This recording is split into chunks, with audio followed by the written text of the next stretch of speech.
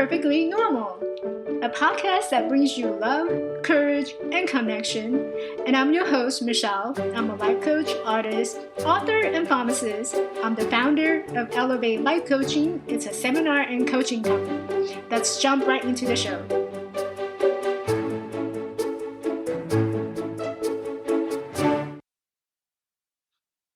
Hi, everyone. Thanks for tuning in to this week's episode. So last week I was in a group meeting with my friends, and we were doing a video series in terms of what we wanted to bring a monthly live video stream where we pretty much talk about anything that's relevant and pertaining to our everyday life. So the group consists of me, a transition coach, there's a physical preparation coach, we have a wellness and health coach, we also have an energy healer. And so the four of us got together one night and we were doing a live Facebook video feed. And you can actually follow me on Facebook at Coach Michelle Quay. You can find me on Facebook, you can follow me, and you can check out our monthly live video. So last month's topic, or this month's topic, is how to ending your year with a bang. And I added the big bang because I think it's really important for every one of us to dream big. And no matter how many days we have left, we shouldn't be limiting ourselves in terms of, oh yeah, I'm just gonna keep it as small goals, and it's actually a great idea to dream big. If you have a big goal, okay, let's break it down. And it's always about what little tiny step that you can take in achieving that big goal. So if you have a big goal for till the end of the year, that's great. Let's work on that. Let's talk about, how can we break it down into a smaller steps so that you can achieve your bigger goal. So what I shared during the live stream was that I think, looking back through the year, there's a lot of things that we could have done, we should have done, and we would have done if we had more time. So you're probably sitting here and wondering, well, last month I could have or should have signed up to a gym and now I'm panicking. Or, you could be thinking, well, I should have been more organized. Now I'm kind of like cramming for all my time and my schedule is just a mess. So there's a lot of should have, would have, and could have that we're sitting here and thinking, oh my gosh, it's the end of the year. What am I going to do? And what I shared was, for me, ending the year is really involving forgiveness. And the reason why I said forgiveness is because there's a great tendency that when we're projecting into the future, we're thinking, what we have done in the past. And when you're holding on to what you have done in the past, it triggers a lot of guilt, worry, that doubt. So how do you move forward when you are when all these negativity is really weighing you down? You practice forgiveness. Forgive yourself for what could have, should have, and would have if you had a chance to do it differently. And I always tell clients that I work with, look at your life as a timeline. You're standing here in the middle of the timeline, and what you have on the left is your past. What you have on the right is your future. Now, depending on if you're going to spend most of your energy lingering on to what had happened in the past, then you will always feeling stuck and you will always feel that your life is at a standstill. However, if you were to let go of the past and just kind of forgive yourself in terms of, what could have, would have, and should have happened, and start projecting and looking into what can you do now and what will you do now in moving on to the future.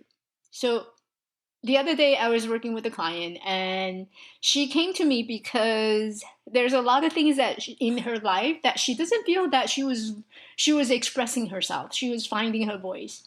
So we went through the whole session and it was all about, creating that awareness for her in terms of where she is now and where she would like to go. And every session we talk about actions, But many times that's where people get stuck, in taking action. How do you have that awareness of this is not where I want to be, and moving that to an action mode? So for me personally, it's really about, I was in a space where I was low enough, I didn't feel really happy, and I was really at the bottom of my life, that I realized that something has to change. And in order to realize it, sometimes you have to sit down and really think about what is it it's not working out right now, and what have you done so far that created that pattern of not working out. So perhaps you knew exactly what action needs to be taken, and you knew exactly how to create that change, but for some reason you're just holding on and going back to the old pattern or habit. So one of the very effective way of recognizing that pattern is keeping a journal. So I keep telling people that, from time to time, maybe writing things down. Something is not working. What's not working, and what have you done? What action have you taken, and that caused it to be not working? So if it's, say for example, you want to quit smoking, you've been wanting to quit smoking, and you notice that every time you talk about it, maybe it'll last for a month or weeks, and all of a sudden you go back and you pick up smoking again. So one of the things I would recommend is actually to keep a journal. So, and it doesn't have to be a paper journal. So when I talk about journal, people are thinking, oh, it looks ridiculous for me. I'm a guy. I don't carry around a notebook or journal. What are you talking about? So you know how on your phone you usually have this app, like you can take notes and you can type quick notes or memo that you can keep. So use that. Use your phone. Use your technology, and use that as a journal. I know someone I worked with before, and he opened up the note and he keep all kinds of stuff in the notes. He keep quotes, things like he needs to remember the contact and all of that. So use that as your journal method. And it doesn't have to be like very elaborated journal. It could be something like, oh, I smoked today because I was feeling a little bit overwhelmed by the task that's in front of me. Or you could say, well, I start smoking again because, looking at my task to do list, it's really creating a lot of stress for me. I feel overwhelmed. So keep a short record of, what's going on when things happen. And at the end of the day, go back to the entry and look at what had happened. Like, look at how you were feeling in that moment. Look at what were you thinking in that moment. And many times, how we think and how we feel really lead to our action. And over time, as you keep record of keeping track of what's going on, how you feel, how you think, and you can get more understanding of why you act a certain way. And that's a great way of breaking your habit. And some people come to me, they wanted to create and build a positive habit. Well, some of them actually come because they have issue with time management, like managing their own time. They feel that they're procrastinating. They're not doing the things that they know they should be doing. So in those moments where you're procrastinating as a result of something happened, then keep that down in your journal. And like I said, over time, you go back to it, you start to recognize a pattern of how and why you're procrastinating. And once you know the reason why and how you're procrastinating, then you can pinpoint what action do I need to take? What changes can I make in terms of breaking my own habit?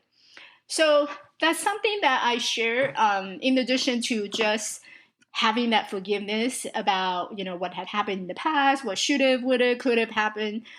Forgive yourself for something that happened in the past, and let's look at the future. Let's focus on the future and what can you do differently, standing right here and right now into your future. So I hope it helps as we come to the end of the year, and that you're really thinking about what you're going to do and how you're going to show up differently in 2020. This is something that has worked for me in the past, and I hope it's useful for you. And tune in next week, and we'll share something new. Hey, thanks for joining me this week on Perfectly Normal. Make sure to visit my website at elevatelifecoaching.org. And if you found values in this show, I appreciate a rating on iTunes and Spotify. Or you can simply tell a friend about the show. That will really help me too. This podcast is made possible by listeners like you. Thank you for your support. And be sure to tune in next week for our next episode.